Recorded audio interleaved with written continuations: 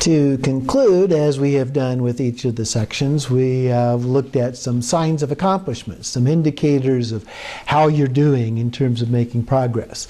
And so we want to look at a few of those things, some of which we've talked about previously, but just to review those and explain them in the in context of signs of accomplishment. The first one is pure view. We talked about pure view in terms of the ethical position. So all sentient beings are Buddhas, looked at as Buddhas.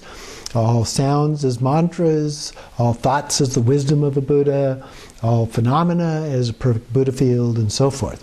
And so this is a sacred outlook, a way of looking at things. It's still conceptual, but it is a way of looking at things that is different than the way people normally look at things. And so it is a relative approach to helping us as we move toward this understanding of wisdom. Another one is our conduct, the way that we conduct ourselves throughout our daily activities. It's not just about how we are when we're sitting on the cushion, as we've talked about a number of times, but how we conduct ourselves in our normal activities as well. And so, in this case, one that is, say, perfect on the cushion, but shows little realization in daily activities is only a great meditator, not a realized being. In other words, everything that we think, say, and do also embodies our practice. Everything is practice. And so that is important as we go about doing our daily activities.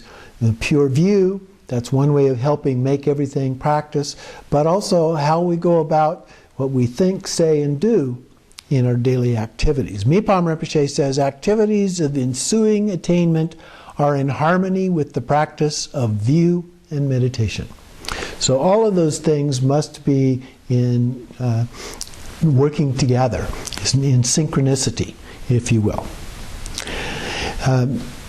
In addition, even our formal meditation is enriched through these various support activities. So Mipam Rinpoche describes it this way. It also includes entering and meditating on the profound mandala, drawing images of the mandala, receiving and bestowing empowerment, abiding by samayas, performing approach and accomplishment, making offerings to please the deities, accomplishing enlightened activity, reciting mantras, and holding mudras. So all of these are things that we can do. They're practice-oriented things, but we can do these as supports for our formal practice. Some of that is somewhat formal, but other parts of that can be done as we go through our daily activities as well.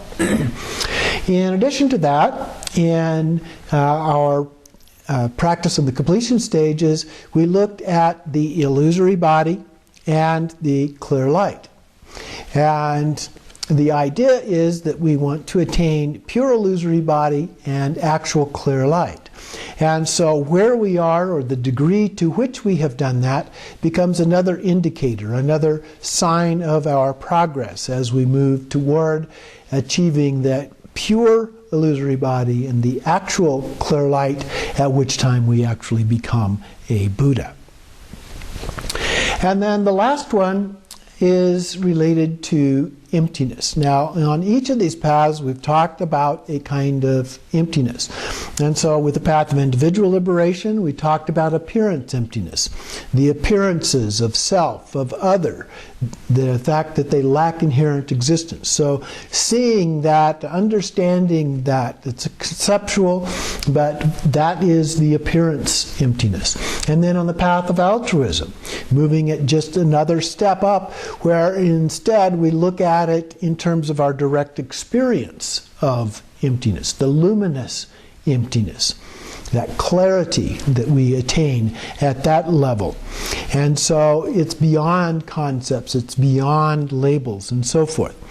In the Path of Tantra now, where we are, we transcend, for example, sexual desire or other kinds of sensory perceptions. And we transcend that attachment that we might have, or the aversion that we might have.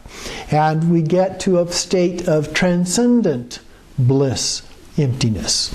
So the bliss, it transcends normal kinds of bliss that we might talk about. So rather than discarding afflictive emotions such as jealousy or anger and so forth, we embrace them and engage them in tantric transformation.